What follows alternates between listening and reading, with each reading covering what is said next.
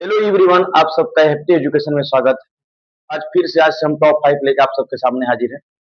Most important question है, exam को देखते हुए एग्जाम बहुत नजदीक है, तो हम वही क्वेश्चन करना चाहते हैं जो एकदम एग्जाम में आपका एक भी नंबर ना कटे और उस टाइप का क्वेश्चन आपके एग्जाम में एज इट इज छप जाए। ठीक है, तो आज कुछ नए नए क्वेश्चन कुछ लेकर आए हैं। देखिए, पहला क्वेश्चन है, एक चुनाव में दो उम्मीदवार हैं। ठीक है, जिस चुनाव होता है आप जानते हैं, इलेक्शन होता है, तो दो उम्मीदवार हैं जिसमें जीतने वाले को 60% मिलता है, मतलब जो विन करेगा। यहाँ मैं सोल्यूशन लिख रहा हूँ क्वेश्चन नंबर फर्स्ट। मान लीजिए एक हो गया विन, वे एक हो गया लॉस, मैंने जीतने वाले को और हारने वाले को। ये आप देखिए कि जो जीतेगा उसको मिलेगा 60%, जो लूजर है जो हार गया, अब बताइए टोटल तो 100% ही होगा, वोट होगा तो 100% होगा, तो जीतने वाले को मिलेगा 60%।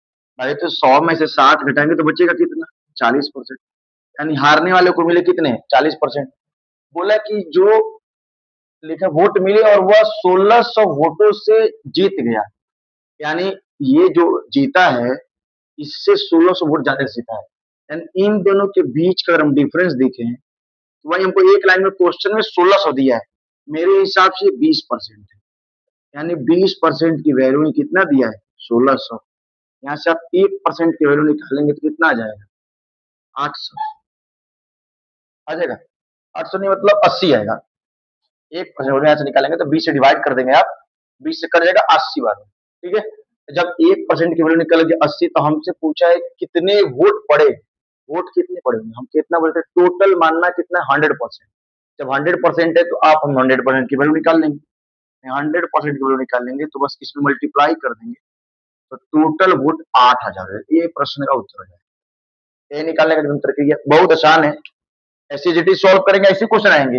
हारने वालों को कितने मिले, इससे पूछ सकता है कि बताइए कि जो जो हारा वो कितने वोट से हारा है, या हारने वाले कितने वोट पाए हैं, जीतने वाले कितने वोट पाए हैं। क्वेश्चन पूछने के ऊपर है, पूछ सकता है अपने से।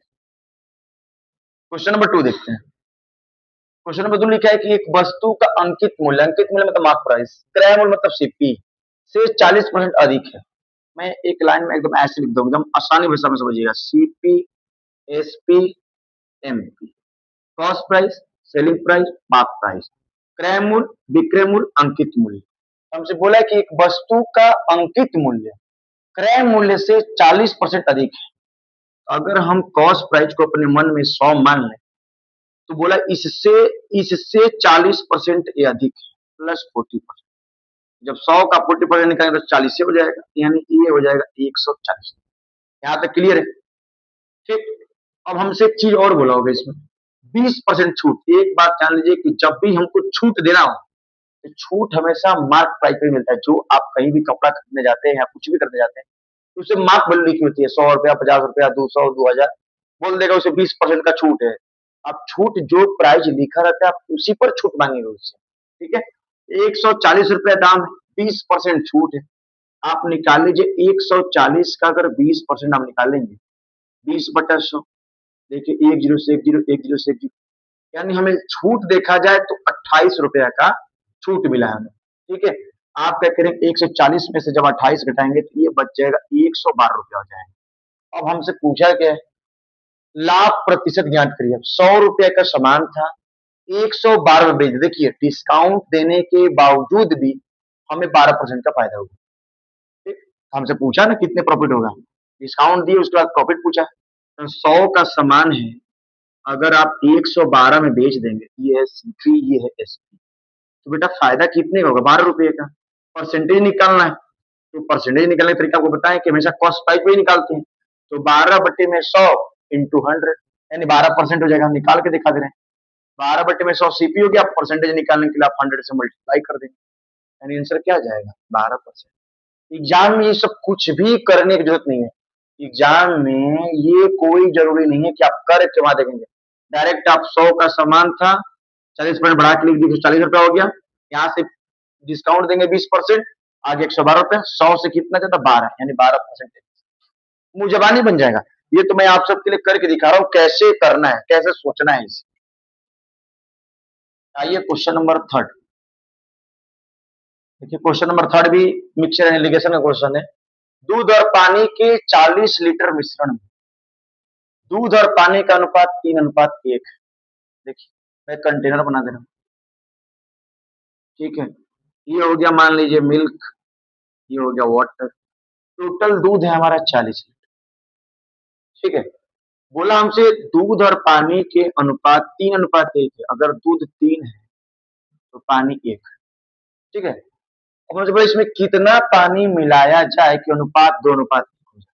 मान लीजिए कंटेनर और बना लेते हैं, ये है मिल्क, ये वाटर, 2:1। कह रहे कितना पानी मिलाया जाए। देखिए पूछा ना कितना पानी, अगर बताइए हम मिला रहे हैं पानी तो दूध पे कोई फर्क नहीं पड़ना चाहिए। मैं 2-3 तरीके से कर सकता हूँ, लेकिन आप देखिए मैं एक बिना निकाले बता सकते हैं यहाँ पर से। लेकिन ऐसे देख लीजिए 3 1 कितना है, 4, 4 के वैल्यू 40, 1 किलो कितना हो जाएगी 10, यानी दूध है यहाँ पे 30 लीटर तो पानी कितना है 10, ठीक है। आप बताइए कि हम तो बराबर करके बता सकते हैं, अगर आप चाहे तो इसे निकाल लेंगे तो इसे बोला ना कितना पानी मिला है, तो पानी ना मिला रहे हैं, दूध पे तो कोई फर्क नहीं पड़ना चाहिए। अगर यहाँ दूध 30 है तो यहाँ भी दूध 30 ही रहना चाहिए, यहाँ भी दूध 30 ही रहना चाहिए। 2 के वैल्यू अगर 30 है तो कितने गुना पर है, 15 गुना पर। 1 किलो कितना हो जाएगा 15। अब बताइए, अब खुद देखिए कि पहले था 10 लीटर, अब हो गया 15 लीटर, पानी कितना मिला है 5 लीटर। ये प्रश्न का उत्तर आराम से कल यहाँ से देखे। अब हम क्यों नहीं बदले, या तो हम दो तरीका था, या तो रेशियो बराबर करके भी कर सकते थे, निकालने के तो कई मेथड है, ऐसे भी कर लीजिए कंटेनर बना के, नहीं तो रेशियो, यहाँ 3 है यहाँ 2 है, आप क्या करिए कि रेशियो ही बराबर कर लीजिए। इस क्यों बराबर करना चाहते हैं, क्योंकि हम पानी मिला रहे हैं, दूध नहीं मिला रहे हैं। आप दूध में कितना हो पानी डाल दीजिए, दूध अगर 4 लीटर का, दूध 4 लीटर रहेगा, बदल नहीं जाएगा, ठीक है ना।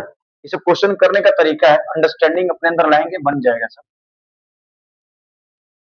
क्वेश्चन नंबर 4 है, देखिए लिखा है 3 के पावर 41 इंटू 7 के पावर 42 इंटू 8 के पावर 43, ठीक है। बोला इसका इमीडिएट क्या होगा। एक बात याद रखिएगा, हमेशा 4 के बाद पावर रिपीट करते, 4 के बाद डिजिट रिपीट कर रहे हैं। जैसे मान लीजिए, तो पिछले वीडियो में समझाए थे, आप अगर 3 के पावर 4 है, ठीक है, इसको सोल्यूशन यहाँ देखिए, 3 के पावर 4 हम 4 के पावर में तोड़ रहे हैं, 3 के पावर 4 4 से कितनी बार में कटेगा 10 बार, ये बचा कितना 3 के पावर 1, 7 के पावर 4 करिए, 4 से काटेंगे तो भी 10 बार में जाएगा, यहाँ बचेगा 7 के पावर, 8 को भी 4 बार पावर 4 चढ़ाइए, 4 से काटेंगे तो भी 10 बार में जाएगा, 8 के पावर कितना बचेगा। अब देखिए 3 के पावर जब 4 करेंगे तो इसकी वैल्यू 1 हो जाएगी, इसकी वैल्यू 1, आप देखिए एक तो करके दिखा दे रहे हैं। 3 के पावर 1 करेंगे तो 3 होता है, 3 के पावर अगर आप 2 करेंगे इसकी वैल्यू कितनी होती है 9, 3 का क्यूब करेंगे तो 27, 3 के पावर 4 करेंगे तो 81 हो जाएगा, इसका यूनिट देख रहे हैं 1 है। जैसे ही 3 के पावर 5 करेंगे तब आगे बढ़ते जाएगा, लेकिन हम इसको पावर 4 को तोड़ रहे हैं, इसका यूनिट देख रहे हैं कितना आ रहा है, यूनिट 1 आ रहा है। तो 3 के पावर 4 की वैल्यू क्या हो जाएगी 1, तो 1 के पावर कुछ भी लिखेंगे तो वैल्यू तो 1 ही रहेगी ना। यहाँ से क्या बचा, अब यहाँ देखिए इंटू 7 के पावर 4 लिखे, तो जितने भी ऑड के पावर 4 रहते हैं वो 1 होता है, 7 के पावर भी 4 है, इसकी वैल्यू करेंगे तो 1 ही आएगी। देखिए यहाँ से 7 की स्क्वायर बचा तो 49, 9 हो गया, ठीक। 8 के पावर 4 करेंगे तो इसकी वैल्यू 6 आनी चाहिए, ठीक। तो इसके वैल्यू 6 के पावर कुछ भी करिएगा 6 रहेगा, और यहाँ से 2, 8 के क्यूब है तो आप 512 करेंगे तो 2 हो जाएगा यहाँ से, अब मल्टीप्लाई कर लीजिए, 9 3 जा 27, यहाँ से बचा 7, 7 6 जा 42, यहाँ से बचा 2, 2 की जगह कितना हो जाएगा 4, यानी इसका यूनिट कितना हो जाएगा 4, ठीक है। ऐसी पावर चेंज करिए करते हैं, इसे पावर आप इंटरचेंज करेंगे उसका बनाएंगे बन जाएगा आपसे।